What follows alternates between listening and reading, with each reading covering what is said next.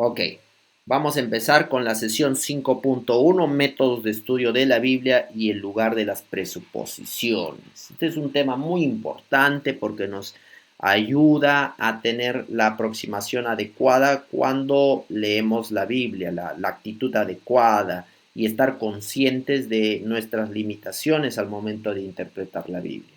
Mira, un caso clásico.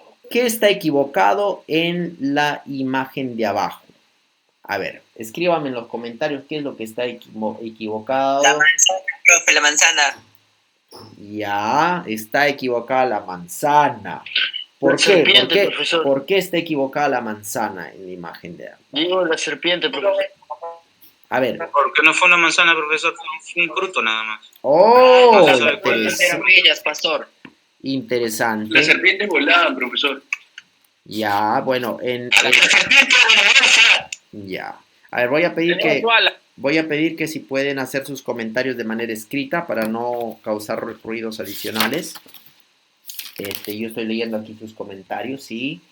Bueno, lo que mencionaron de que es la manzana es cierto. La Biblia no menciona de que es una manzana. No hay ninguna parte donde dice, donde se habla de una manzana. No existe la palabra manzana, ¿no? Aquí tengo la Biblia en hebreo. En el capítulo 2 es donde se da esa orden, ¿no? Capítulo 2. Y en el capítulo 2 no se menciona nada de una manzana. Y no hay ninguna orden de que no vas a comer la manzana. Ajá. Entonces, pero sí se habla del árbol del conocimiento del bien y del mal, y que le dice que no tocarás el fruto del árbol, ¿no? Se habla del fruto del árbol, pero no se habla de ninguna parte de una manzana, ¿no? Entonces, el fruto del árbol, y no se dice específicamente cuál es ese fruto. Sin embargo, muchos artistas en la historia del arte han dibujado la manzana ahí. Es decir, han visto lo que la Biblia no dice que existe. La Biblia no habla de una manzana, pero ellos han visto algo que no existe en la Biblia, basado en una tradición. En realidad, esto viene de una mezcla entre la Biblia y otra historia que tiene que ver con esta frase, la manzana de la discordia, ¿no?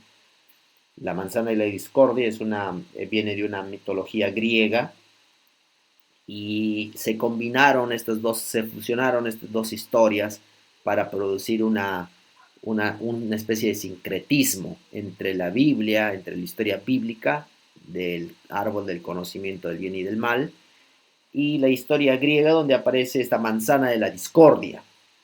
Entonces, ahí está el problema de nuestras presuposiciones. A veces nos acercamos a la Biblia con nuestras presuposiciones, con nuestra cultura, con nuestra forma de ver las cosas, y leemos cosas en el texto bíblico que el texto bíblico no lo dice. Entonces aquí es importante hablar de dos términos. Normalmente cuando estudiamos la Biblia hablamos de dos tipos de cosas. Una cosa es la exégesis.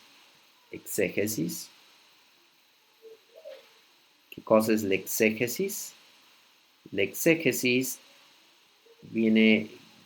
comienza con esta palabra exe, viene de exo, quiere decir sacar hacia afuera, es como excavar lo que hay adentro. Entonces, la exégesis es obtener de la Biblia el conocimiento que hay en la Biblia. Es hacer una excavación bíblica. Es obtener de la Biblia el conocimiento que está en la Biblia. Eso es una exégesis. Una excavación lingüística, gramatical, contextual de la Biblia.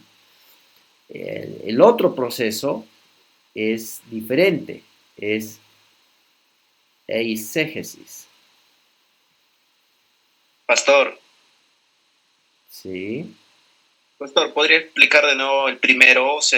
Mi audio como que se cortó y no pude escuchar, por favor. Ok, no hay problema.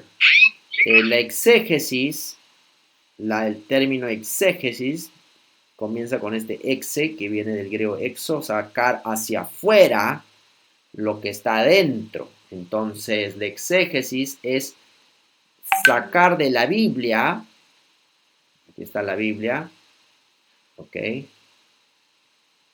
aquí está la Biblia, y voy a sacar de la Biblia lo que está en la Biblia, voy a excavar la Biblia, voy a perforar la Biblia, voy a estudiar la Biblia, voy a analizar la Biblia para ver lo que la Biblia dice. Eso es la exégesis.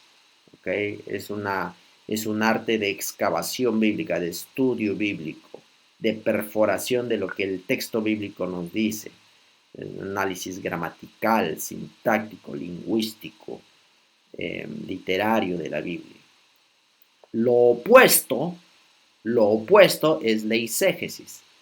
Y esto no es sacar, sino es hacia adentro, hacia allá, hacia la Biblia, eisegesis, hacia la Biblia. Nosotros vamos a introducir nuestras preposiciones, vamos a introducir nuestra forma de ver las cosas y voy a poner en la Biblia no lo que la Biblia dice, sino lo que yo pienso que la Biblia dice. Es un movimiento opuesto al exégesis. Entonces, esto es lo que ha ocurrido aquí en este asunto de la manzana. Esto es lo que ha ocurrido aquí. Pastor. Sí. Algo también que me voy dando cuenta también es que allí en la imagen también muestra la serpiente, ¿no? Y según no recuerdo, me parece que relata el capítulo de los siglos o otro libro de profecía, que la serpiente tenía alas, ¿no? Bueno. La historia de la redención, pastor. Ok. Esto que tú mencionas es eisegesis, es decir, yo voy a agarrar de otros textos fuera de la Biblia y voy a colocar en la Biblia el significado. No estoy diciendo que la serpiente no haya tenido alas o que no estoy diciendo eso, sino estoy diciendo que Génesis capítulo 2 no menciona eso. En Génesis 2 no menciona eso. Lo que sí menciona en Génesis 2 es algo que nos puede dar una pista de que sí, la serpiente era un ser diferente. ¿Por qué? Que al menos se transportaba de una manera diferente. ¿Por qué? Porque le dice en la maldición que le da a la serpiente, le dice sobre tu pecho, ¿no? Te arrastrarás, ¿no? Comerás polvo de la tierra. Entonces quiere decir que antes de la maldición la serpiente tenía otro medio de transporte y ahí es donde en el texto, basado en el texto de Génesis, yo puedo decir la serpiente tenía otro medio de transporte antes, porque Dios le dice que ahora va a andar sobre su pecho. ¿Y dónde encuentro esa aclaración? La encuentro en otros textos que en este caso los adventistas utilizamos los libros de Ellen G. de White, que nos ayudan a entender un poco aspectos de la Biblia, y ella habla de la serpiente como un ser que volaba, ¿no? Entonces, interesante. Pero eso no está en el texto de la Biblia, ¿ok? Es importante diferenciar entonces eso. Pastor Michel. Sí. Disculpe que interrumpa de la clase. Sí. Me gustaría que se me pueda dictar nuevamente el concepto de exégesis y eisegesis, porque me pareció muy interesante ese concepto o la definición para poder tomar apunte en mi cuadernito. Ok. Entonces, exégesis quiere decir sacar hacia afuera, ¿no? Sacar hacia afuera lo que está dentro. Entonces, cuando yo hago exégesis, lo que yo hago es estudiar la Biblia y analizar la Biblia, analizar el texto de la Biblia, analizar la literatura de la Biblia, analizar la estructura, analizar todo lo que dice la Biblia y obtener de la Biblia las enseñanzas. Eso sería el exégesis, sacar de adentro hacia afuera. En cambio, la eisegesis es lo opuesto, es lo inverso. No es sacar, sino es eise, es hacia la Biblia. Yo voy a meter en la Biblia lo que yo tengo en la cabeza. No voy a tratar de estudiar lo que la Biblia dice, sino voy a imponer sobre la Biblia mis ideas, mis pensamientos, mis presuposiciones. Entonces, lo que nosotros debemos tener cuidado de hacer es eisegesis. Debemos tratar de evitar la eisegesis a todo costo. Y debemos tratar de hacer exégesis. ¿Ok? Entonces debemos tratar de ver lo que la Biblia dice y lo que la Biblia no dice. La Biblia no habla de una manzana. La manzana no es producto de un exégesis. La manzana no es producto de haber estudiado el capítulo 2 de Génesis. Porque cuando uno estudia el capítulo 2 de Génesis no encuentra ninguna manzana. ¿De dónde salió la manzana? La manzana es producto de una exégesis, que es traer hacia la Biblia un conocimiento que viene de afuera. ¿Ok? Entonces, es lo opuesto. Muy bien. Seguimos. Entonces, tenemos aquí que otras partes de la Biblia han sido comúnmente mal interpretadas debido a falsas presuposiciones. Vamos a poner aquí, a ver, aquí tenemos algunos ejemplos de eisegesis. Vamos a ver el primer ejemplo. Primer ejemplo, el infierno. Aquí tenemos el infierno como un primer ejemplo. Es la Biblia,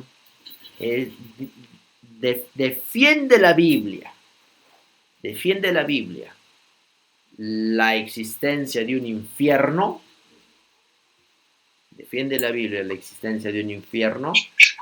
Un lago de fuego. Ya, a ver. ¿Será que en la es del- Biblia encontramos la doctrina del infierno? ¿Es producto la doctrina del infierno de un estudio de la Biblia? Es una eisegesis. Bueno, el infierno es un problema, porque mucha gente que estudia la Biblia dice, no, yo encuentro en la Biblia el infierno, ahí está muy claro. El infierno es una idea muy clara en la Biblia. Sin embargo, lo que ocurre ahí es una eisegesis. Esta gente está leyendo en la Biblia algo que quiere encontrar en la Biblia, que viene de la filosofía griega.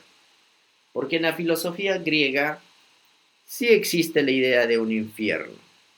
Existe una idea de un infierno. Y que incluso durante el tiempo de Jesús esa idea estaba popularizada. Por eso es que encontramos la historia de Lázaro, ¿no? Eh, que, que fue al seno de Abraham, mientras que este rico estaba en ese infierno de fuego. Entonces, la gente que quiere ver en la Biblia el infierno utiliza esta historia y dice, ya ves, aquí Jesús está contando la historia de Lázaro y ahí vemos claramente de que hay un infierno. Lo que la gente obvia cuando escucha esta historia, escucha esta explicación y lee esta parte de la Biblia es que Jesús no está diciendo que hay un infierno, lo que Jesús está tratando es enseñar una moraleja. Él está contando una historia que era muy conocida en su tiempo y él está tratando de obtener una moraleja de esa historia, una enseñanza de esa historia. Él está utilizando una historia conocida por su tiempo para enseñar una lección. ¿Ok? Es más o menos lo que ocurre cuando, por ejemplo, hoy día yo utilizo y le cuento a mis hijos, el otro día estaba sentado en la mesa y les estaba contando la historia de la carrera entre la liebre y, el, la tortuga, ¿no? Yo le conté a mi hijo, le decía, mira, había una liebre y había una tortuga. Un día decidieron hacer una carrera, la liebre y la tortuga empezó la carrera y no paró, continuó corriendo, pero obviamente la tortuga es muy lenta. Así que la liebre, al ver que la tortuga era tan lenta, se, se confió y se quedó a dormir en el costado del camino. Y mientras dormía, la tortuga seguía avanzando. Al final, la tortuga ganó la carrera y la liebre no, por confiada. Ahora, cuando yo cuento esta historia, y le conté esta historia a mis hijos les gustó la historia, se alegraron de escuchar la historia. Pregunto, mis hijos, mis hijos pensaron que realmente existe una liebre y una tortuga que hacen carreras? A ver, pregunto. Sí, profesor. ¿Realmente pensaron que eso es real? ¿Que existen liebres y tortugas que hacen carreras? Sí, profesor. No. Que sean pequeñitos de mis hijos. Bueno, mi hijo mayor tiene 10 años, 13 años, y mi hijo menor tiene 10. A menos que tal vez, yo creo que tal vez en el jardín, de repente, si tuvieran 5 años, pudiera ser que alguien creyera que, o los niños pequeños pudieran creer que una liebre y una tortuga realmente hacen carreras, ¿no? Realmente hacen carreras y que conversan acerca de la carrera. Pero niños grandes no van a tomar, ¿cómo tomarían? De hecho, ¿cómo tomaron mis hijos esta historia?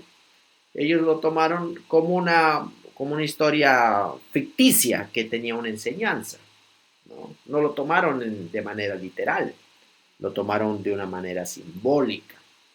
Entonces, de igual manera, cuando Jesús contó esta historia de Lázaro, todos sus oyentes sabían de dónde venía esta historia, una historia popular. Pero no es que Jesús estaba enseñando la doctrina del infierno, pero Jesús estaba enseñando una lección. ¿Cuál es la lección que quería enseñar Jesús al contar esa historia? A ver, ¿cuál es la lección? Que los ricos ya tenían su paga en la tierra, gozando de las riquezas, y ahora le tocaba al pobre gozar también lo que había vivido. Ok, a ver, ¿qué otra perspectiva, qué lección trató Jesús de enseñar con esta historia?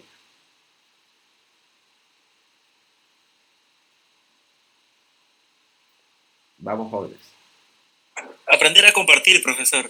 Oh, la importancia del carácter, ¿no? Aprender a ser amigables, a ser humildes, o con lo poco que tengamos, solo mucho, ayudar al próximo, al que más necesita, sobre todo, y orar unos por otros. La lección del carácter, ¿no? Esa es la lección más importante, la lección del carácter.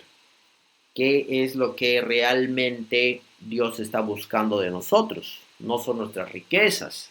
Dios está buscando que tengamos un corazón puro, ¿no? Y que solamente aquellos que tienen corazón puro verán a Dios, como dijo Jesús. Pero aquellos que no tienen un corazón puro, no, por más que tengan riquezas en esta vida, no van a gozar de nada. Es lo que quería que Jesús enseñar con esa historia.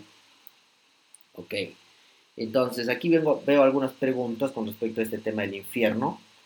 Y dice, aquí en Apocalipsis 21-28, dice lo siguiente: pero los cobardes, incrédulos, abominables, asesinos, inmorales, hechiceros, idólatras y todos los mentirosos tendrán su herencia en el lago que arde con fuego y azufre, que es la muerte segunda. Ok.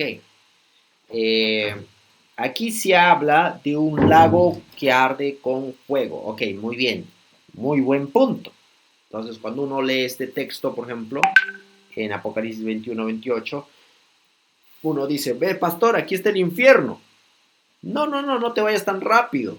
En primer lugar, porque sí, se habla de un lago que arde con fuego y azufre. Pero junto con este lago también se habla de la muerte. Y dice que es la segunda muerte.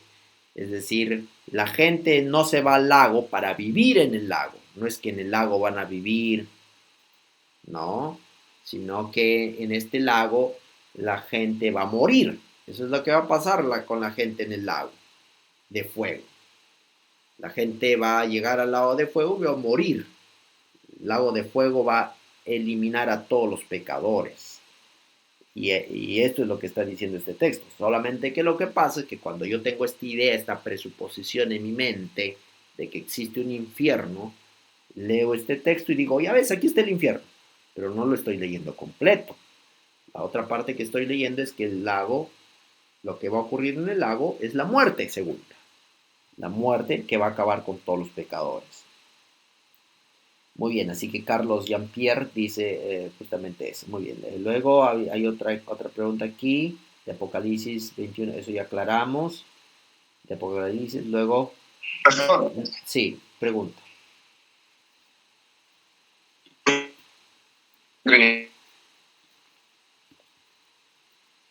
Pregunta, por favor, no te escuchamos.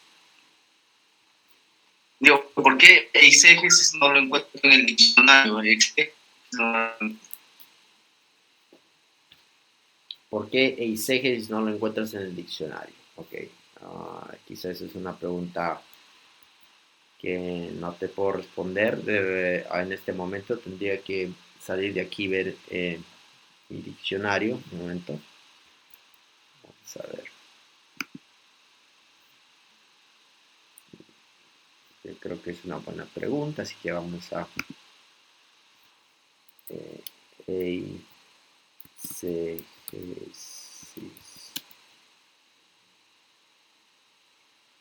Ok, aquí tengo un artículo de Wikipedia con la palabra eisegesis.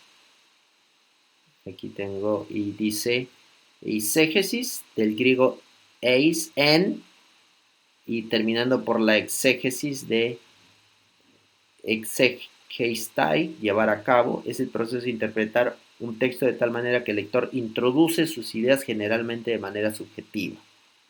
Tengo un artículo de Wikipedia con esto. Vamos a ver si encuentro en la Real Academia. Tengo aquí en una definición del Merriam-Webster. ¿Qué cosa es lo que dice? Exégesis. Dice the interpretation of a text as of the whole Bible by reading into it one's own ideas. O sea, dice la interpretación de un texto como de toda la Biblia para leer en esto tus propias ideas, ¿no? Es diferente de exégesis, ¿ok? Vamos a ver en la Real Academia. Real Academia Diccionario. Vamos a ver si está en la Real Academia.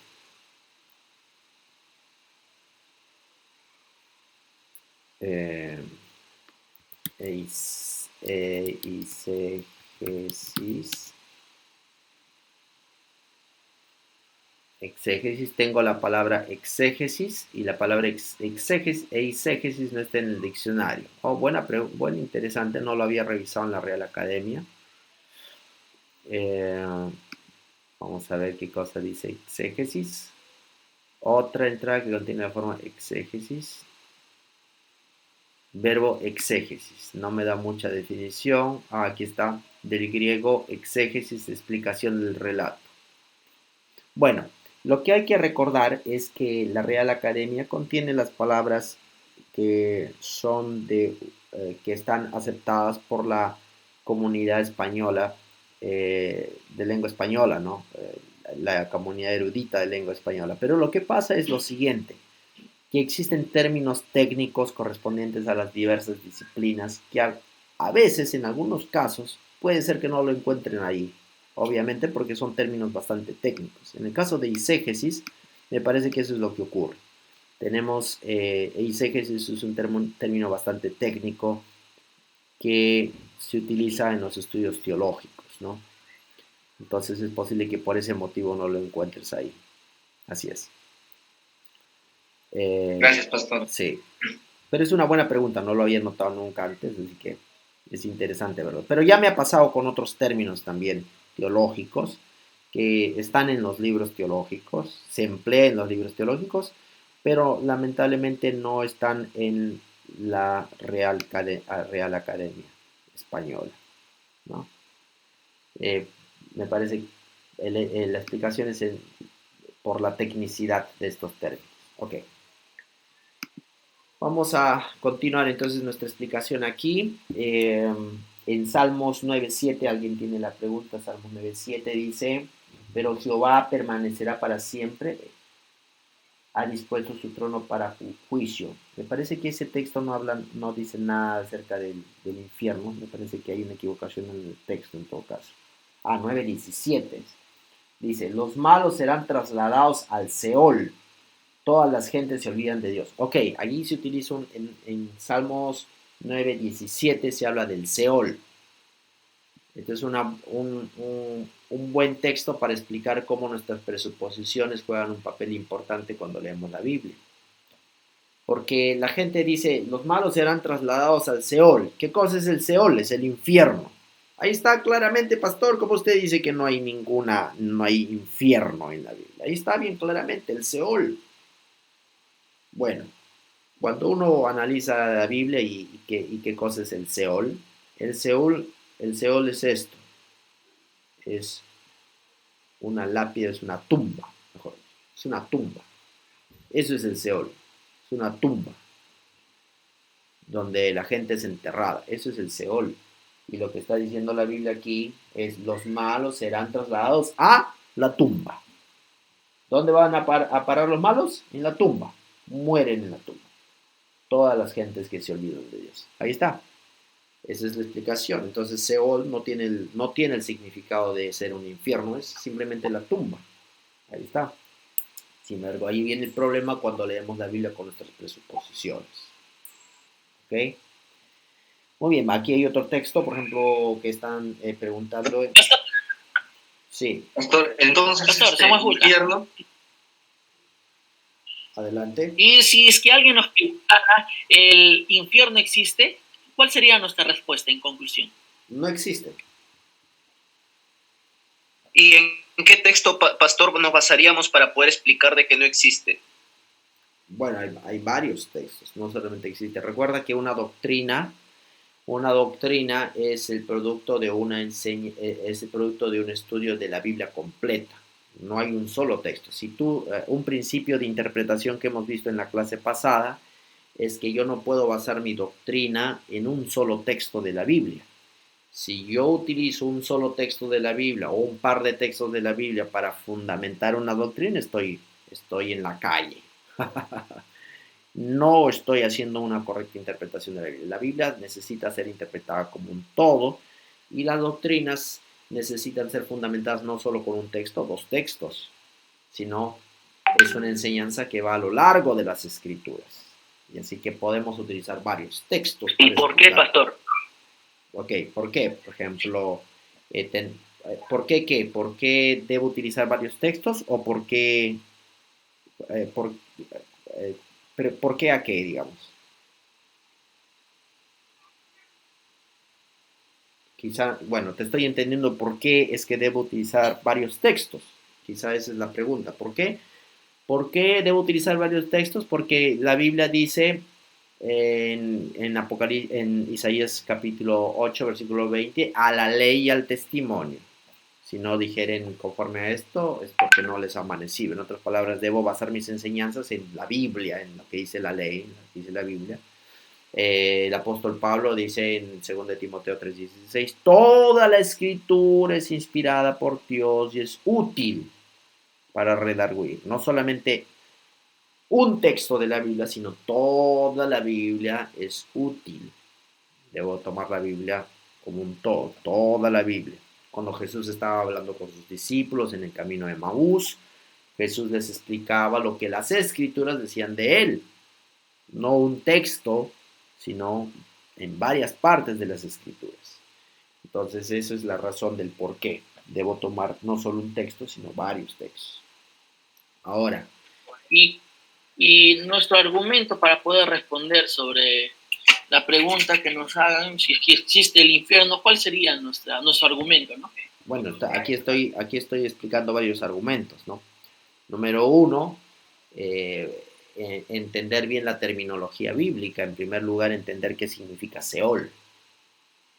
Porque ahí viene mucho de la malinterpretación, entender, leer un término y darle una interpretación antojadiza. Entonces, Seol, la palabra Sheol, significa tumba. Eso es lo que significa tumba, sino que cuando yo lo leo a veces viene en mi mente y pienso que se refiere al infierno. Pongo mis ideas en la Biblia, pongo mis interpretaciones en la Biblia. Entonces la Biblia no tiene esa enseñanza. Entonces, número uno, explicar la terminología de la Biblia realmente a qué se refiere. Número 2, tengo que hablar acerca de cuál es el estado de los muertos. ¿Qué es lo que ocurre con un muerto cuando muere? ¿No? Ahí tengo muchos textos que me hablan acerca de la naturaleza del ser humano y del estado de los muertos. Pero este no es el tema de esta clase. Eso tienen que estudiarlo en el curso de doctrinas. Pastor, hay una palabra en la Biblia que también es Gena, que vendría a ser un lugar donde mataban niños, quemaban.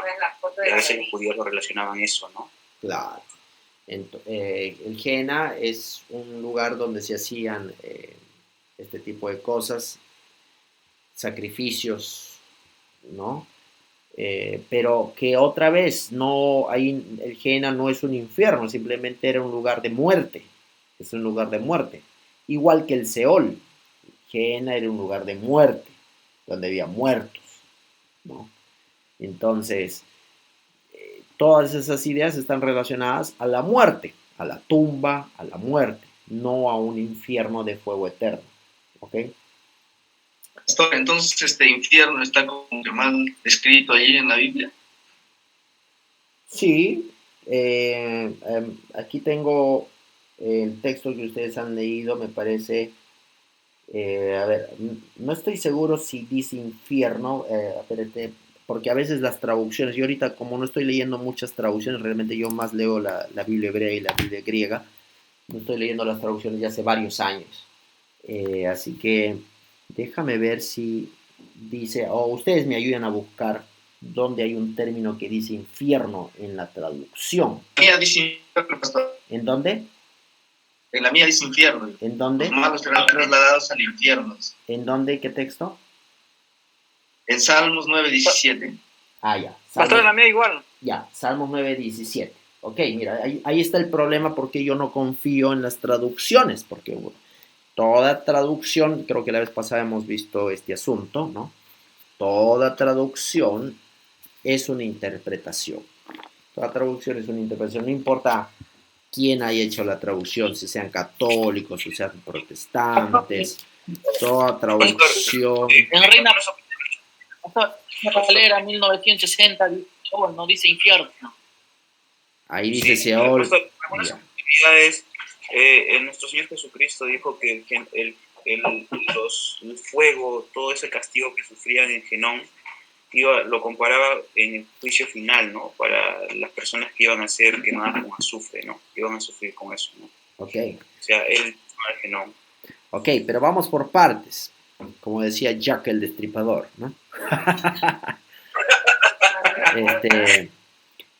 Salmos 9:17, que es el texto que está explicando aquí el compañero, y que, mira, lo interesante, ahí tenemos un ejemplo clásico del papel de las presuposiciones. Vamos a ver qué cosa dice en el texto hebreo, aquí tengo mi Biblia hebrea, Salmos 9:17, dice aquí, dice, no da mis patas ya ve ofal, kafai, no qued rasha, Higayom, Sela. A ver, me parece que no coincide con, porque a veces la numeración no coincide exactamente con, no, ves, aquí en la Biblia hebrea el versículo 17 es el versículo anterior. Entonces debo leer el siguiente versículo. Dice, no da,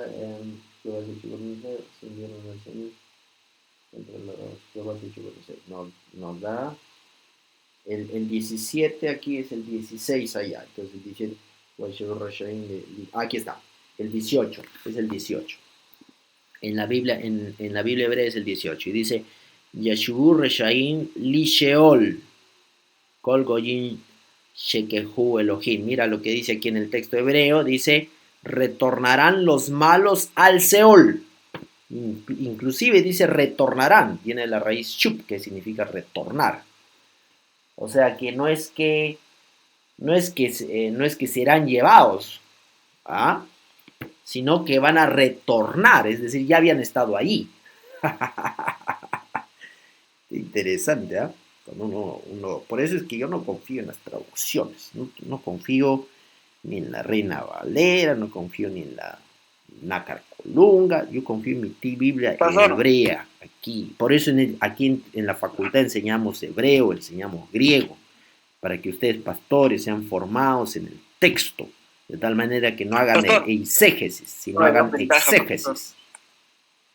Ok. Doctor, ¿y qué nos dice lo que es Hechos 2:27? Ya, pero no, tranquilo, ponle un poquito acelerador todavía el carro, no hemos terminado de diseccionar esta víctima aquí. Entonces, estábamos hablando en este texto, dice, primero es que los malos, los reshayim, los que hacen maldad, serán retornados, ellos van a volver, esa es la traducción, lo que dice el texto, chup es retornar, ellos volverán, los malos van a volver. ¿A dónde van a volver los malos? Li Sheola, al Sheola, es Sheol, es la traducción correcta, Seol. Entonces la palabra infierno, alguna Biblia que traduce como infierno, este texto está traduciendo incorrectamente, está interpretando la palabra Sheol. Está interpretando la palabra Sheol como refiriéndose al infierno. Y por ese motivo esa traducción tiene infierno, ¿ok? Pero no es porque el texto hebreo lo tiene, ¿ok?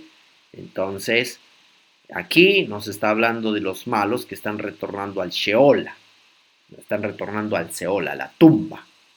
¿Qué texto nos habla del retornar? Hay un texto bíblico en el libro de Eclesiastés donde nos habla el polvo vuelve a la tierra de donde era. El polvo. ¿Y dónde más? En Génesis, donde le dice el hombre, y tú volverás a la tierra de donde fuiste tomado, cuando le dice la maldición a Abraham, ¿no? Dios. Ese retornar a la tierra, al Sheol, a la tierra, ese retornar es morir. Es morir, desintegrarte, tus partículas se van a desintegrar, te vas a podrir en la tierra. Ese pudrimiento, ese acto de deshacerte en la tierra, ¿no? Eso es lo que va a ocurrir, ese es el Seol, es la tumba donde te deshaces, eso es lo que ocurre. Abre cualquier tumba y eso es lo que va a ocurrir, lo que ocurre con un muerto. Se deshace y se descompone en la tumba, en la tierra, en la descomposición del cuerpo humano. Eso es lo que está hablando aquí este texto, está hablando de eso, de la descomposición de los malos. Los malos se van a descomponer en la tierra, van a volver a su tumba y ahí se van a descomponer. Interesante. Así que ya lo acabamos de diseccionar este texto. No tiene nada que ver con infierno. Ok. Pastor, una pregunta. Sí. Pastor, lo que está en Isaías 66, el versículo 24. Y ahí sí me lanzaste una pregunta un poco más complicada, porque aquí en Isaías 66, vamos a leer aquí, como tengo mi Biblia en español y vamos a ver en mi Biblia en hebreo, para tratar de explicar. Por eso es importante, o bueno, esto no es una clase de doctrina, pero estamos viendo algunas veces qué es lo que ocurre. Voy a agarrar aquí mi Biblia en hebreo para ir a tu pregunta. Isaías 66. Porque esta es una pregunta avanzada en realidad. Ya tenemos, tiene que ver con el análisis crítico del texto, el análisis de las variantes textuales. Isaías 66. Pastor, ¿qué significa Biblia Kadosh? Kadosh significa en hebreo santo, pero déjame ir primero con la pregunta del compañero. No puedo responder otra pregunta hasta que no termine de responder la pregunta anterior.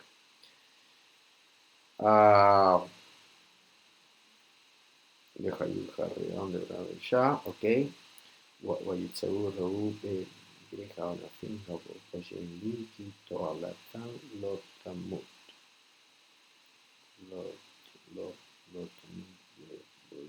Lot, Tigar, Hayut, Lotamut, Lotika, Hayut, Tirashon, Levasha. Ok, muy bien. Aquí en el 24 tengo lo siguiente, en la traducción dice, y saldrán y verán los cadáveres de los hombres que se rebelaron contra mí. Los cadáveres de los hombres que se rebelaron contra mí. O sea, en primer lugar, número uno, ¿qué nos dice el texto? ¿Y qué cosa yo quiero poner en el texto? Dice en el texto hebreo, mira lo que dice, Vayatzu Raú be Figrei Hanashim, que es, dice, ellos saldrán y verán los peger. ¿Qué cosa es el peger? El peger, en hebreo, el feger, es un cuerpo muerto. El feger es un cuerpo muerto. Eso es lo que es el feger.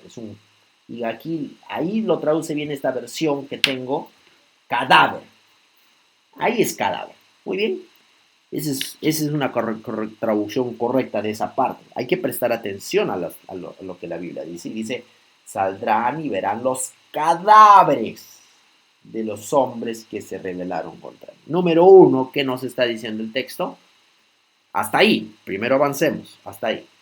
Está hablando de seres que piensan, que se mueven, que respiran. No, el feger, el hebreo, feger es un cadáver, un cuerpo muerto. Eso es lo que es. En primer lugar, estamos viendo, dice que el texto dice, verán los cadáveres. Es decir, ¿qué hay ahí? Cadáveres, gente que está muerta, fallecida, no razona, no piensa, no se mueve, no hay nada. Están muertos. Y estos hombres que se rebelaron contra mí van a ver los cadáveres de esta gente que se ha rebelado contra mí. Esta gente no se mueve, está muerta. Y van a ver los cadáveres. Y ahora viene la segunda parte, y la gente en la segunda parte quiere leer lo que no dice la primera parte. Y en la segunda parte dice, porque su gusano nunca morirá, ¿no? Y ahí esa es la parte donde algunos, ya ves, aquí está, dice el infierno, aquí está, el gusano no morirá. Kitola tam lo tamut. El gusano no morirá. Ok. Entonces aquí es donde nosotros tenemos que entender qué cosa es un hipérbole. Hipérbole. Un hipérbole es un lenguaje que se utiliza, como Jesús utilizó la hipérbole cuando él dijo, no, quítate primero el ojo ¿por qué te fijas en la paja del ojo de tu hermano y no te fijas en la viga que está en el tuyo? Eso es un hipérbole, ¿no? No tiene un sentido literal, sino tiene un sentido figurativo, porque obviamente nadie puede cargar una viga en su propio ojo, ¿no? Nadie podría cargar una viga, pero lo que está queriendo decir con eso es que tu prójimo tiene una falta muy pequeña en comparación a la tremenda falta que tú tienes. Entonces, una cosa significa la otra. Ahora, aquí el texto nos está hablando de la destrucción de los impíos. ¿Y qué cosa nos está diciendo acerca de la destrucción de los impíos? Dice, su gusano no morirá. No podemos interpretarlo literalmente. Lo que está queriendo decir aquí es que la destrucción de ellos será total. O sea, no está hablando de los impíos mismos. Está hablando del gusano que se está comiendo a los impíos. Me dejo entender, el texto no está hablando de los cuerpos muertos que están moviendo, que están conversando entre ellos.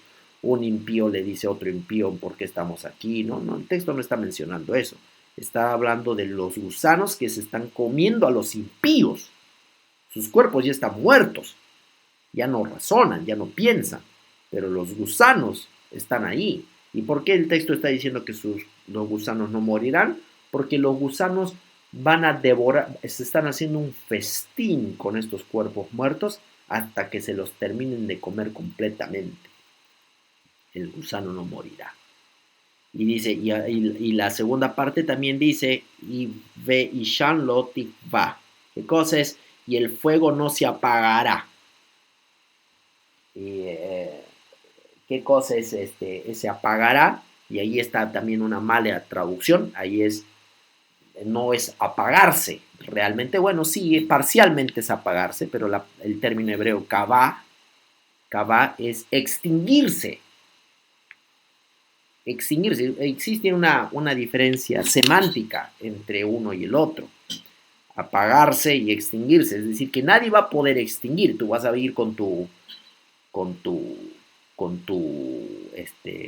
aerosol tratando de bombero, tratando de extinguir ese fuego y no vas a poder.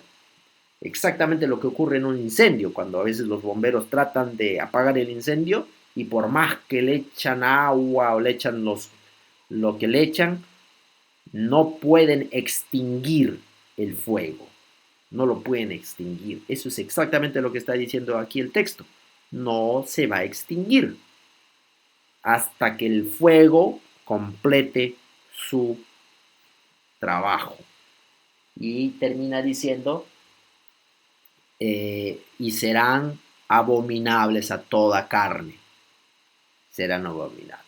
Sería una destrucción completa. Lo que está, en otras palabras, el versículo 24, en lugar de hablar de infierno, está hablando totalmente de lo opuesto. Está hablando de la destrucción completa y total del impío. Y si lo yo lo complementaría esto con Malaquías, ¿no? Esto es Malaquías. Vamos a ir a Malaquías.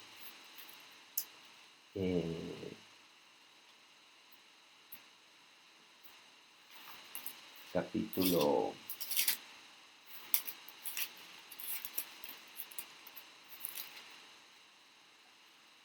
Profesor, ¿cuál era la primera parte? ¿Cómo era la primera parte? Al salir dirán a los cadáveres de los que se rebelaron contra mí. No entendí mucho esa parte. Ya, un ratito. Ahorita te voy a tratar de repetir la explicación. Vamos a leer aquí Malaquías capítulo 4, versículo 1, donde dice, porque aquí viene el día ardiente como un horno, y todos los soberbios y todos los que hacen maldad serán estopa. Aquel día vendrá, aquel día que vendrá los abrazará, ha dicho Jehová de los ejércitos, y no les dejará ni raíz ni rama. Claramente el texto bíblico ahí en Malaquías se complementa perfectamente con lo que está diciendo Isaías, que la destrucción que vendrá del Señor para los impíos acabará completamente con los impíos, o sea, no les dejará ni raíz ni rama. En ese sentido, ese gusano que no morirá y el fuego que no será extinguido, está hablando de ese fuego que va a terminar de destruir completamente a estos cadáveres muertos. ¿Ok? Entonces, para explicarte a ti que estabas no habías escuchado la explicación completa, la primera parte del texto dice los cadáveres. ¿Qué es lo que vio el profeta? Los cadáveres. Los cadáveres. Los cadáveres no están hablando, no se están moviendo, no están dialogando entre ellos. No hay ningún lugar donde los impíos están viviendo. El cadáver es un cadáver. Y estos cadáveres están siendo consumidos por un gusano que se los está comiendo. Es una tumba donde hay gusanos y un fuego que los va a consumir completamente. Eso es lo que está queriendo decir el texto. ¿Okay? Muy bien, entonces ya expliqué ese texto. Texto de Isaías.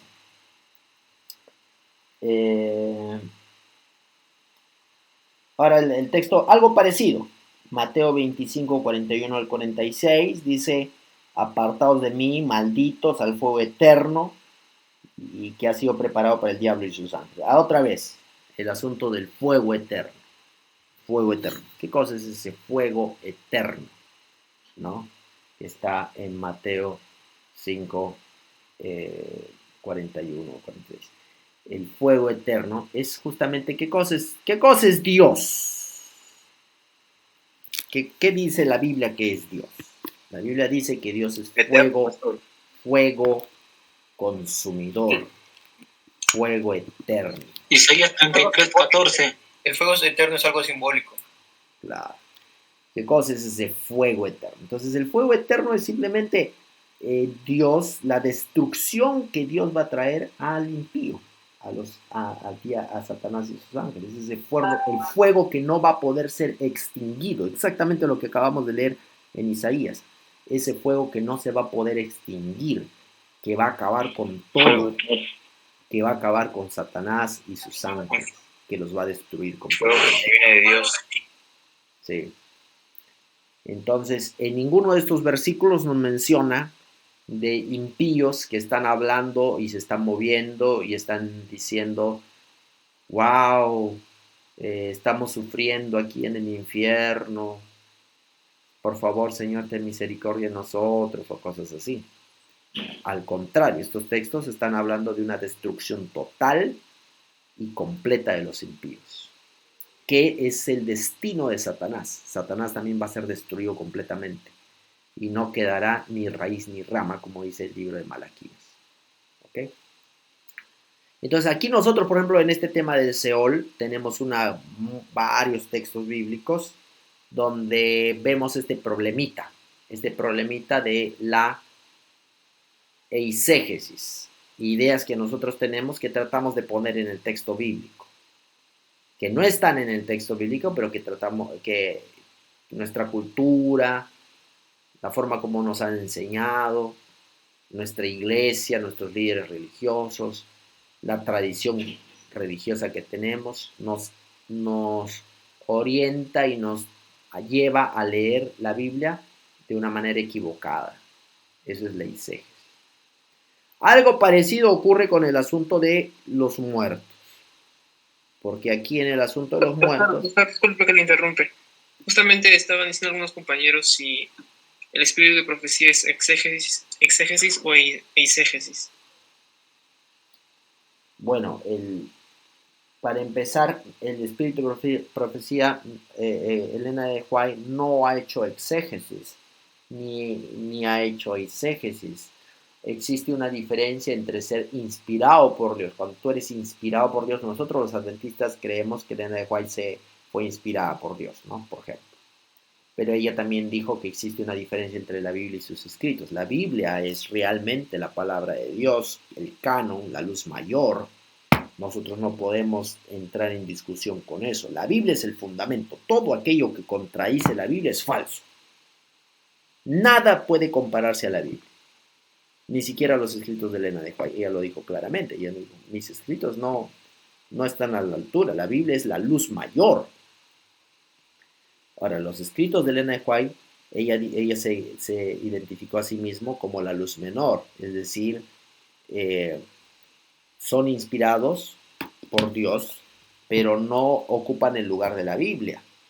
Si tú encontraras en los escritos de Elena de White enseñanzas que contradicen la Biblia, desecha a Elena de White, deséchalo, porque no es inspirado por Dios si es que contradice la Biblia. Pero en mi estudio personal yo nunca he encontrado eso. Yo he encontrado que los escritos de Elena de White no contradicen la Biblia, sino que soportan la Biblia, que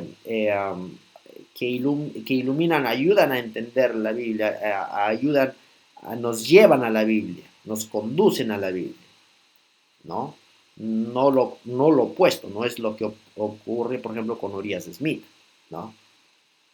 Lo opuesto. Urias Smith, los escritos de Urias Smith son sagrados. Entonces la Biblia ocupa como un lugar medio secundario en la interpretación. Entonces, no es así. Nosotros debemos tomar la Biblia, es el documento real. Lo otro es la luz menor, lo que dijo Elena de White, la luz menor, que nos ayuda a entender la Biblia. Entonces, en ese sentido, si hay un profeta que se levante en nuestros días, quien sea, pueden levantarse profetas todo el tiempo. Pueden levantarse profetas hoy, pueden levantarse profetas en el futuro, podrán levantarse. Tendremos que probar si es un profeta verdadero o uno falso. En la Biblia hay indicaciones para ver si un profeta es verdadero o falso. ¿Cómo saber? La primera indicación para saber si un profeta es verdadero o falso es Isaías 8:20. A la ley y al testimonio. Si no dijeren conforme de esto es porque no tiene la luz. Si ese profeta habla de acuerdo a lo que está en la Biblia, o no habla. Si no habla de acuerdo a lo que está en la Biblia, entonces no es profeta de Dios. Entonces, en este sentido, los escritos de Elena de White no son ni eisegesis ni exégesis. Es diferente porque ella, inspirado, si es inspirado por Dios, entonces no es que está haciendo una exégesis o no está haciendo una eisegesis, ninguno de los dos. Es un lugar diferente. Es como el profeta Jeremías. El profeta Jeremías no está haciendo una exégesis de Moisés o de cualquier profeta. No. Simplemente él está recibiendo un mensaje. Es un proceso un poco diferente. ¿Ok? Pero ¿cómo puedo probar que lo que él dice está bien o no? Tengo que ver si concuerda con la Biblia. Mi norma, mi regla de verificación es la Biblia, nada más. Y todo debe ser probado con la Biblia. Ok. Muy bien. Pregunta aquí tengo. Hay un montón de preguntas. No sé si voy a poder con todo. Apocalipsis 20. Erika pregunta Apocalipsis 20, 13, 14. Y el mar entregó los muertos que estaban en él. Ok. Y la muerte y el Hades entregaron a los muertos que estaban en ellos y fueron juzgados, cada uno según sus obras, y la muerte y el Hades fueron arrojados al lago de fuego. Esta es la muerte segunda, el lago de fuego. Ok. Bueno, Erika, ahí estás hablando un texto que es clave para entender el asunto del Hades, del infierno, ¿no? Porque aquí se utiliza Hades, no hay duda que los que hablan del infierno, que existe un infierno, utilizan la palabra Hades para referirse al infierno. Muchos de ellos utilizan esa terminología. Pero en este texto que tú estás citando de Apocalipsis 20, 13 al 14, se está hablando de la destrucción del Hades. Se está diciendo que la muerte y el Hades, o sea, el Hades, fueron arrojados al lago de fuego. En otras palabras, la muerte encontrará su muerte. ¿Qué les parece? La misma muerte será muerta y Dios acabará con toda la muerte. ¿Qué descripción más gráfica que está en Apocalipsis 20, 13 al 14, donde se habla de la destrucción total de cualquier idea de muerte y de la experiencia de la muerte? Y si hubiera un infierno, como dicen los que hablan del infierno, ese infierno será destruido ahí. Pero no existe, ¿no? Un infierno. Pero aquí está hablando de la destrucción completa de todo en ese lago de fuego. Muy bien, gracias. Buen texto, muy iluminativo.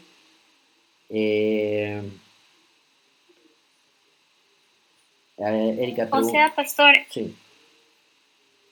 entonces, en ese versículo, en griego, en ese caso, o en hebreo, como está escrito en Apocalipsis, ambos términos se mencionan bajo, o sea, ambas palabras se mencionan bajo la misma terminología. O sea, al Hades como la muerte y a las puertas desde la muerte como la misma muerte, así se menciona en el texto original. Sí, el Hades, a ver, voy a traer aquí, tengo mi Biblia, mi Nuevo Testamento griego, a ver un momentito. ¿Cuál es el texto? Pastor, creo que Hades es en griego y Sheol es en hebreo. Vienen a decir lo mismo, ¿no? Que es un sepulcro, tumba.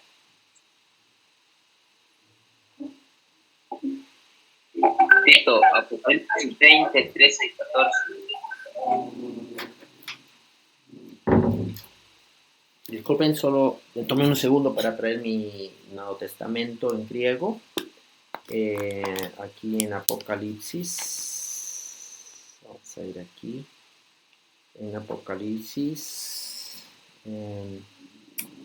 capítulo, ¿dónde estamos? Capítulo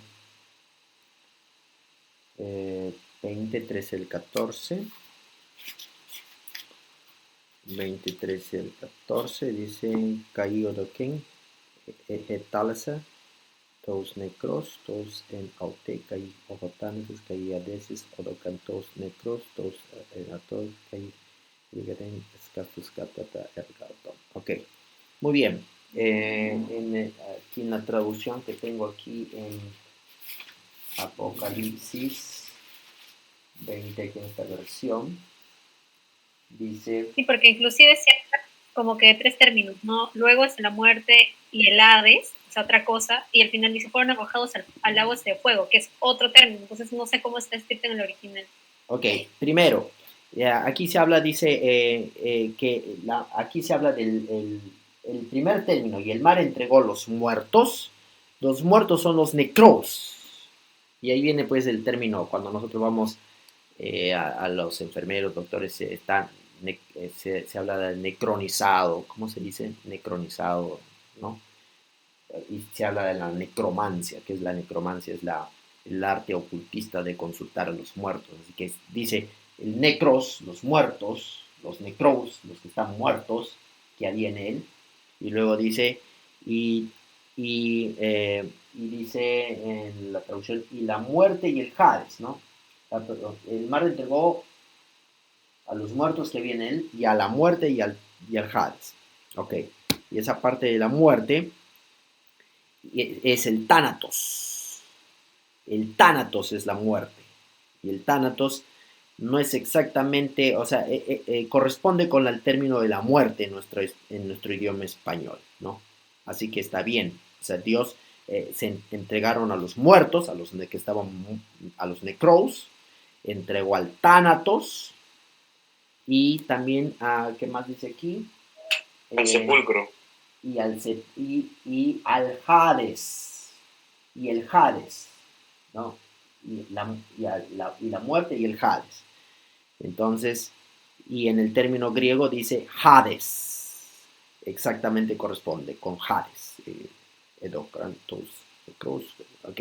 Entonces, en otras palabras, lo que está diciendo aquí el texto griego es que el mar entregó a tres cosas. Tres cosas. El mar entregó los muertos que había en él, ¿no? Entregó a la muerte, al Tánatos, y entregó al Hades. Perdón. Voy a ir un poco más despacio. Y el mar entregó a los muertos, a los necros, que había en él. La segunda parte del texto, el mar entregó solo a una cosa, a los necros, nada más. El mar solo entregó a los necros, punto. Hasta ahí termina esa parte de la oración. La segunda parte es que el Tánatos y el Hades, los dos juntos, el Tánatos y el Hades, los dos en conjuntos, entregan a los necros, a los muertos. Entonces, ¿qué nos está diciendo el texto? Nos está dando una repetición. Esto se conoce en poesía hebrea como paralelismo. Esto es un paralelismo. La parte y el mar entregó los muertos que había en él. Se está repitiendo esa idea de que el mar entregó los muertos que había en él. Se repite en la segunda parte que dice, y la muerte y el Hades entregaron los muertos que había en ellos. O sea, esa primera idea vuelve a repetirse en la segunda parte del texto, donde dice que la muerte y el Hades, el Tánatos y el Hades, entregaron los muertos que había en él. En otras palabras, esta muerte, el Tánatos y este Hades, están entregando todo lo que había en ellos. Y al final, este Tánatos y este Hades también van a ser destruidos completamente. La muerte hallará su muerte. Por eso el apóstol Pablo dice, ¿dónde está, oh muerte, tu aguijón? ¿Dónde está, sepulcro, tu victoria? No tiene ninguna victoria porque al final la muerte y el Hades, todo, el Tánatos y el Hades, todo será destruido. Así es. Ok, bastante profundidad en el texto bíblico. Vamos a ir... no sé, Erika, si eso ayuda un poco. Si no... Sí.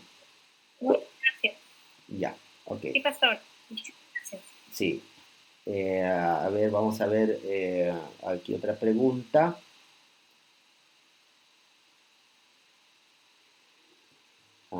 Creo que contesté varias de ellas. Bueno, Me parece que básicamente hemos contestado varias de estas preguntas. No voy a poder responder todas porque el tema de hoy no es la muerte. Hay una de Judas que ya vamos a tener que tal vez hablar en otro momento. Ahorita ya no me alcanza el tiempo para estar dialogando en todos los temas.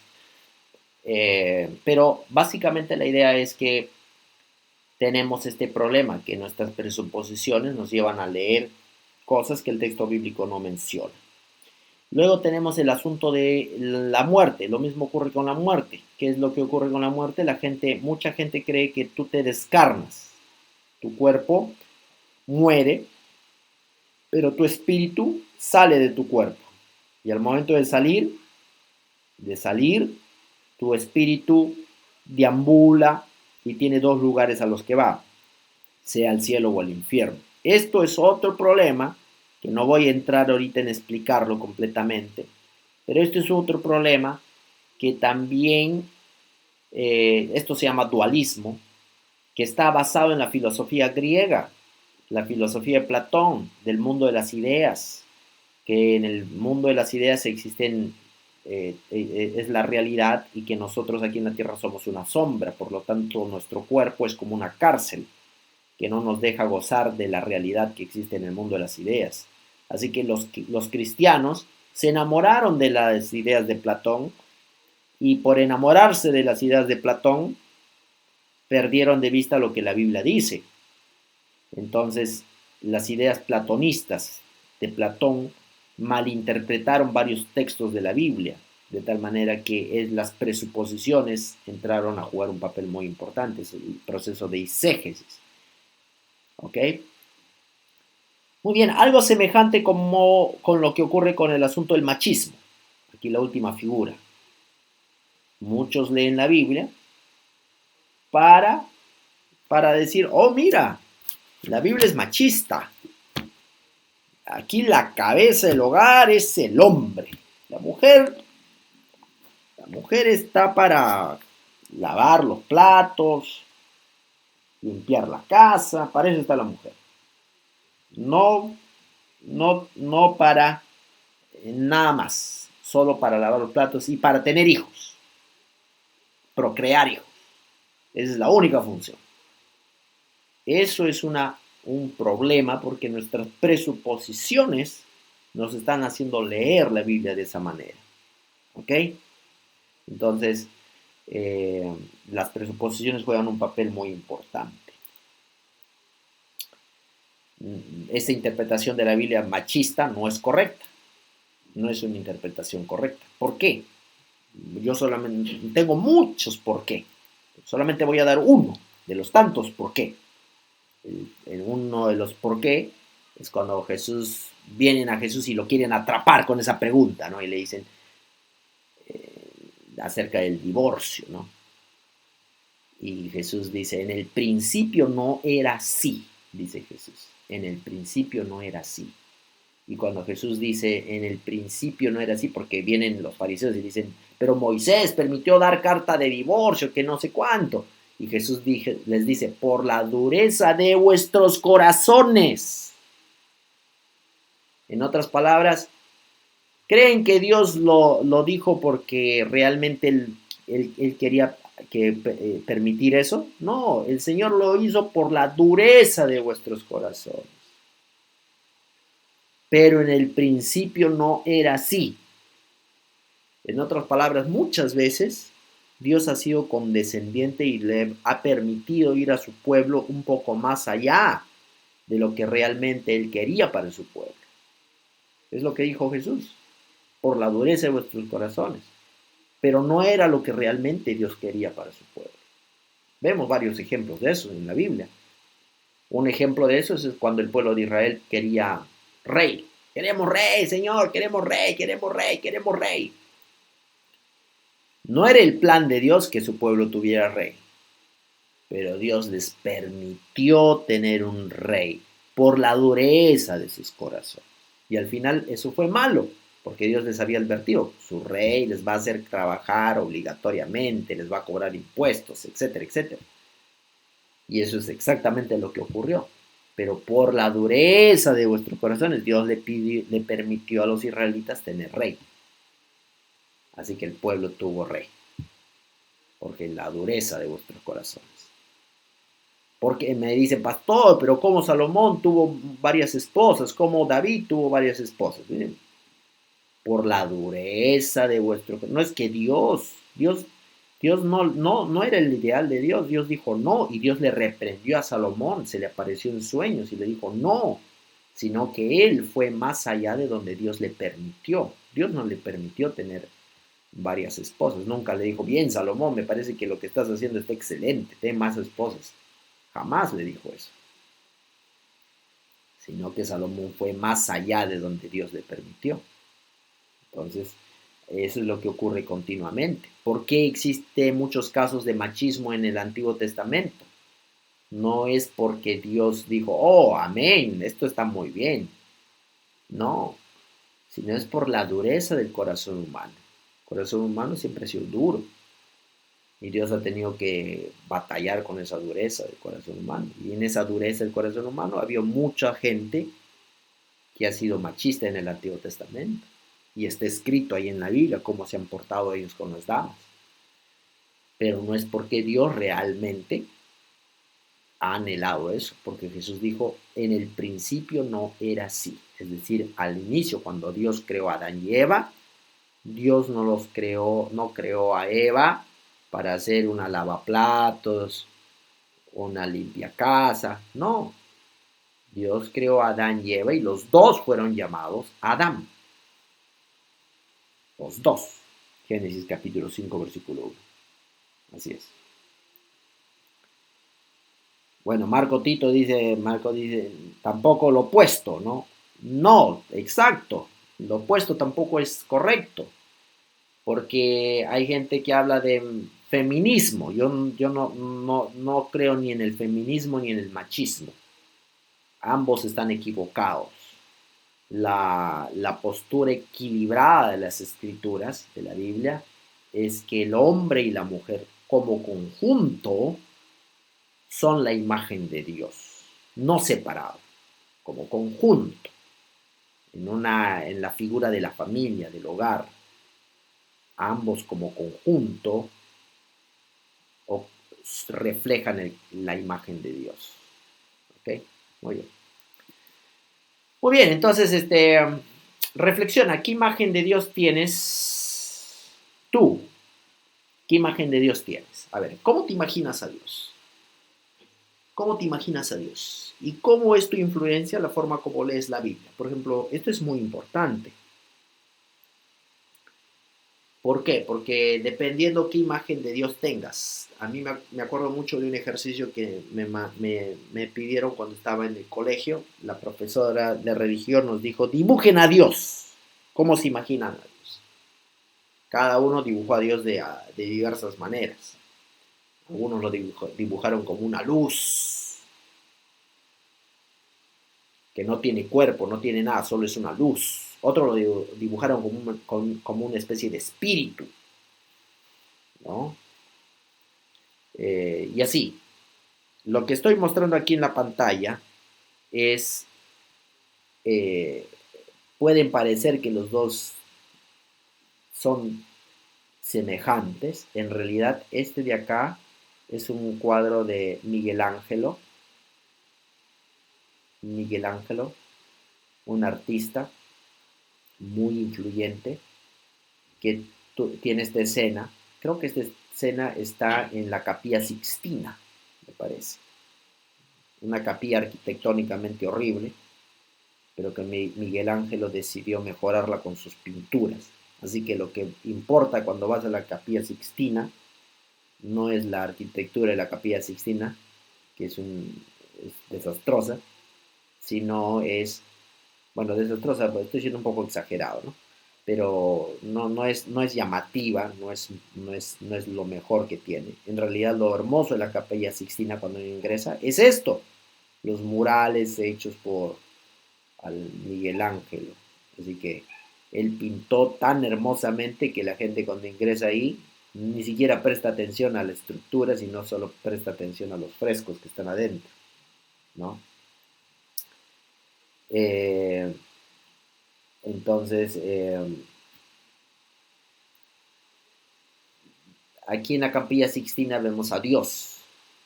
Dios, mira la imagen que tenía Miguel Ángel de Dios. Dios en una especie de nube o algo así. Hay algunos que han visto en esta especie de nube una referencia al cerebro. Algunos han comparado que pareciera ser que Miguel Ángel tuviera una referencia al cerebro humano aquí. No lo sé, no he ido muy profundo en ese análisis, pero aquí veo a Dios, le intento de dibujar a Dios, supuestamente cargado por sus ángeles, ¿no? Cargado por sus ángeles. Parece ser que Miguel Ángel tenía una concepción ahí de un Dios unitario, no Padre, Hijo, Espíritu Santo, sino solo Padre, ¿no? Y vemos a Adán, que están divididos tratando de reconciliarse, ¿no? Una figura interesante. Pero lo que me llama la atención es lo siguiente. Lo que está a la izquierda no es la representación de Dios, sino de Zeus. Esa es la figura de Zeus.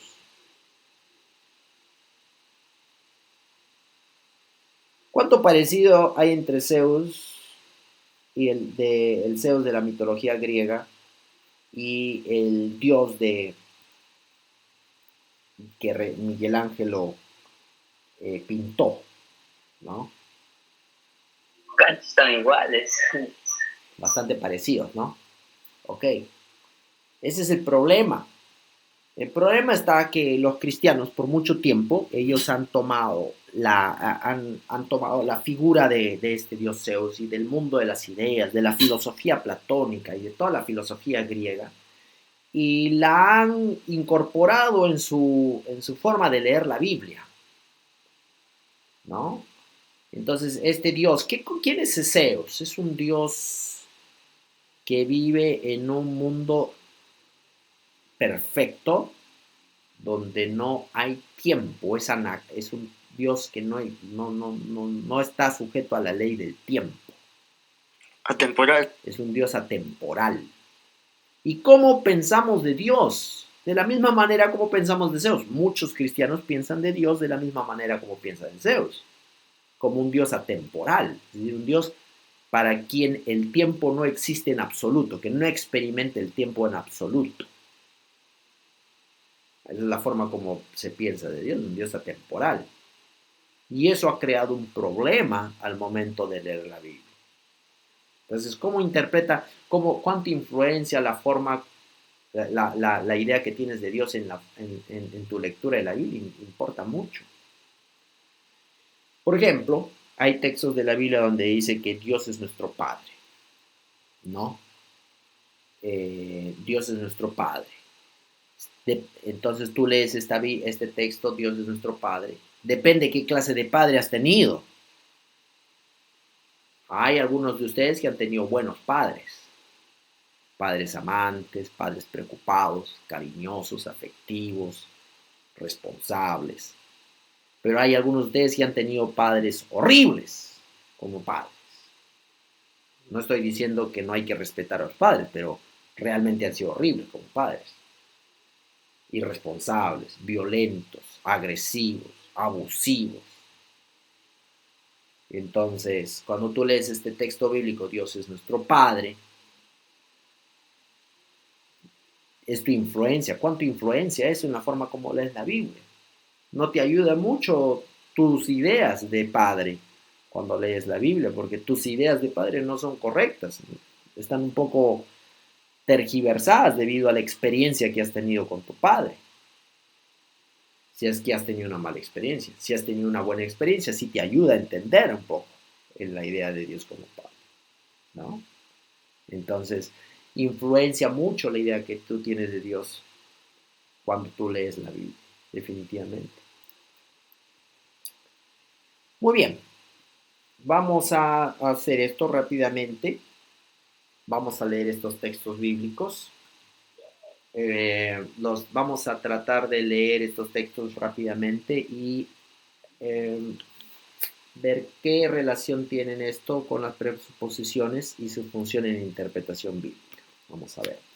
A ver, voy a pedir aquí al azar, aquí a Marcelo Salinas Saldaña. Léeme el primero. Después de Marcelo va a seguir Andy, me va a leer Jeremías 17. Marcelo, lee Isaías. Perfecto, profesor. Es Isaías 55:8-9. Isaías 55:8-9. Perfecto, profesor. Dice así. Porque mis pensamientos no son vuestros pensamientos, ni vuestros caminos mis caminos, dijo Jehová. Como son más altos los cielos que la tierra, así son mis caminos más altos que vuestros caminos, y mis pensamientos más que vuestros pensamientos. Wow, ese versículo es muy importante. Cuando lees la Biblia, no debes tratar de leerla con tus propios pensamientos, porque tus pensamientos son muy reducidos, ¿no? Los pensamientos de Dios son más altos. Muy bien, vamos con Andy. Andy, léeme Jeremías 17, 9 al 10. Jeremías 17, 9 al 10. Sí. Dice así. El corazón es engañoso y perverso, más que todas las cosas. ¿Quién puede decir que lo conoce? Lo conozco yo, el Señor, que escudriñó la mente y pongo a prueba el corazón, que pago a cada uno según su conducta y según el resultado de sus obras. Muy bien, gracias. En lo que nos está diciendo aquí este texto muy claramente es que tu corazón es engañoso, ¿no? Con tu corazón no puedes confiar en tu corazón para leer la Biblia, porque tu corazón te va a llevar por interpretaciones equivocadas. No, no podemos confiar en nuestro corazón. Muy bien, voy a pedirle a Clever Jackson que me lea Juan y luego Daniel Latorre que me lea 1 Corintios. Clever Jackson.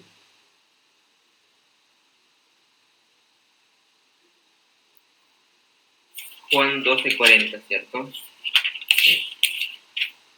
Dice así. Cegó los ojos de ellos y endureció su corazón, para que no vean con los ojos y entiendan con el corazón, y se conviertan, y yo los sané. Oh, ese texto nos está diciendo de que a veces nuestro propio entendimiento no nos lleva a entender la voluntad de Dios y Dios nos permite endurecernos. Dios nos deja que nos endurezcamos debido a nuestra propia terquedad. Muy bien, siguiente texto.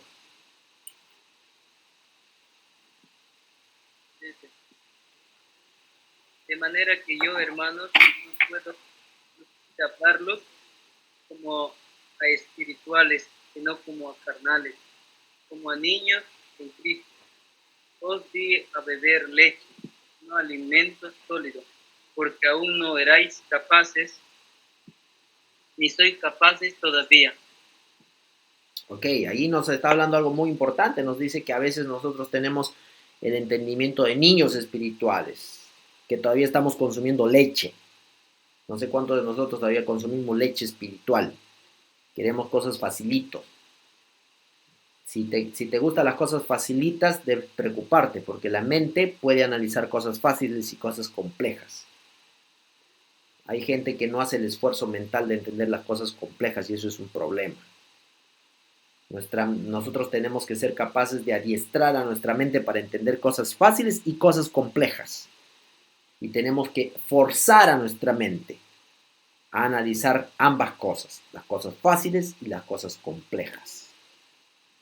Muy bien, gracias. A ver, voy a pedirle a Erika que me lea Juan 16, 12 al 14. Y luego voy a pedirle a Gerson Deiner que me lea Mateo 22, 29.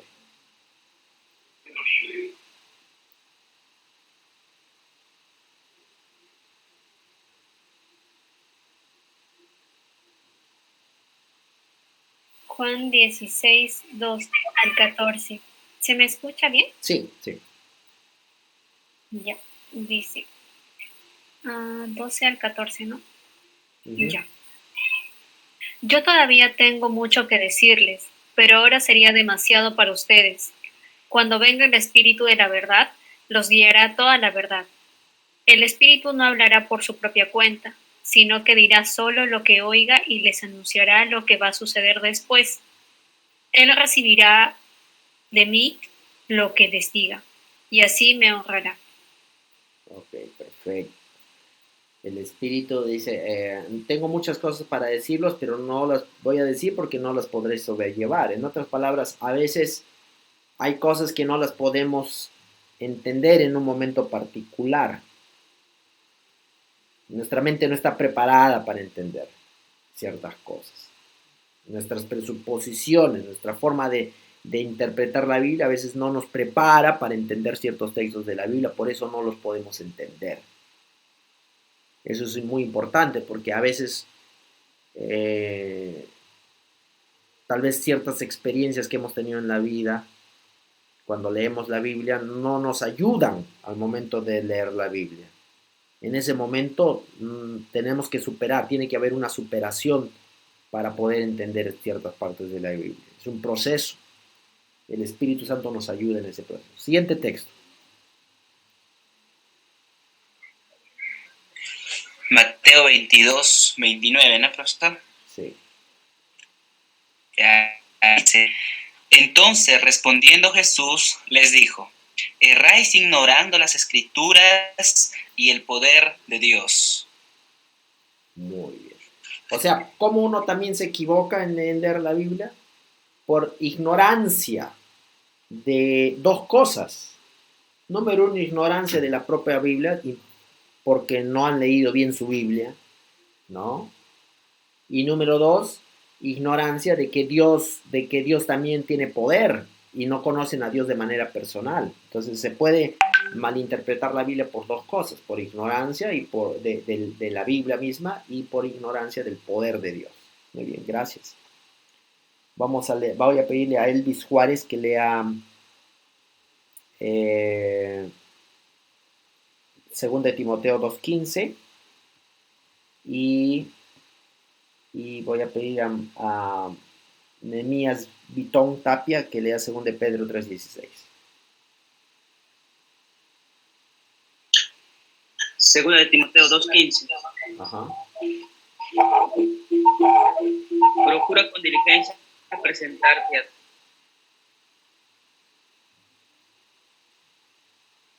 No te escuchamos. Procura con diligencia presentarte a Dios aprobado, como obrero que no tiene de qué avergonzarse, que expone bien la palabra de verdad. Ok. Que expone bien la palabra de verdad. Es decir, nosotros tenemos un deber, nuestro deber es exponer la palabra de Dios con responsabilidad. Y eso es lo que tenemos que hacer. Muchas gracias. Y vamos con el último texto, 2 de Pedro 3:16. Dice,